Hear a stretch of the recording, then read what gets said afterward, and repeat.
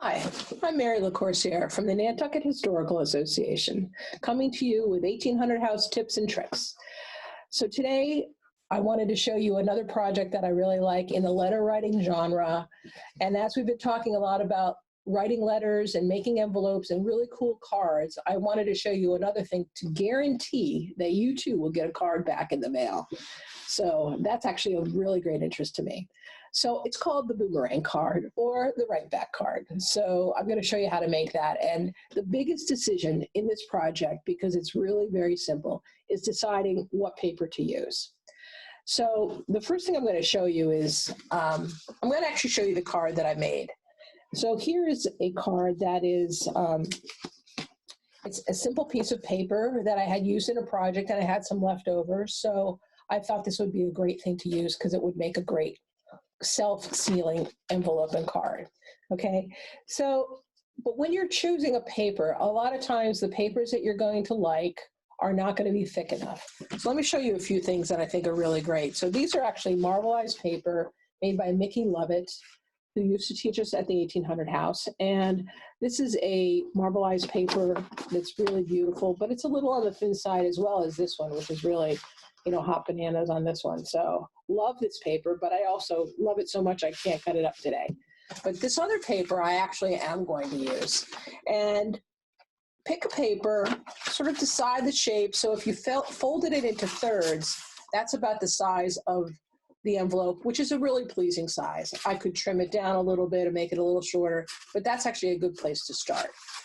The other thing I'm going to want to do is, because I want my paper to have a little bit more body so that it survives the mail, I'm actually going to take another piece of plain paper. I can use copy paper, I could use another decorative paper, but I'm going to take another paper and I'm going to glue down on one side. You could use some thinned out Elmer's glue. You could use your glue stick at this point and coat your one side of your paper, actually coat the decorative paper is probably the better way to go, and then lay another paper on top of it.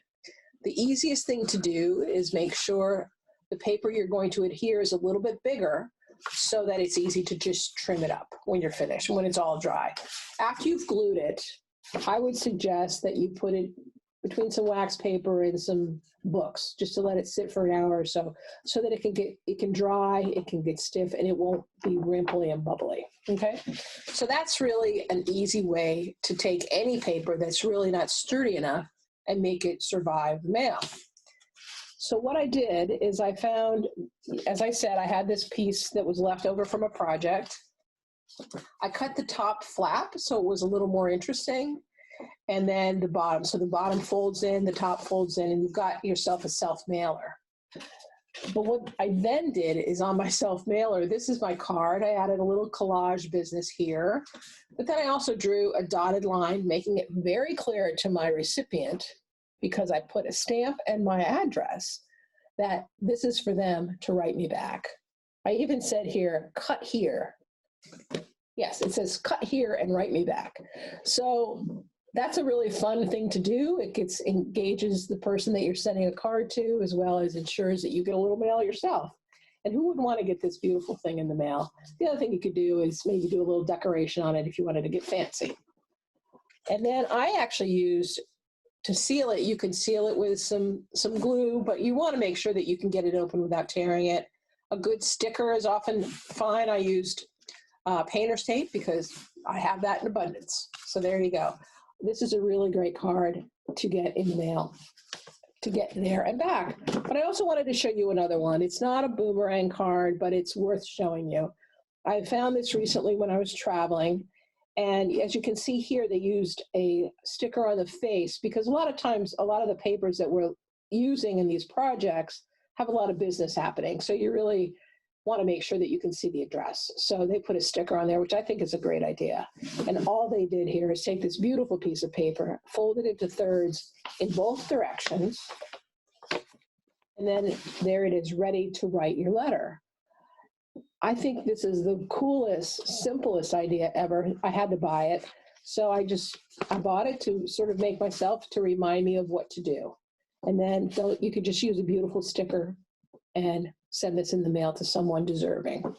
Okay. Okay, so those are the two projects today. Easy to make, easy to do. Love to see what you guys make.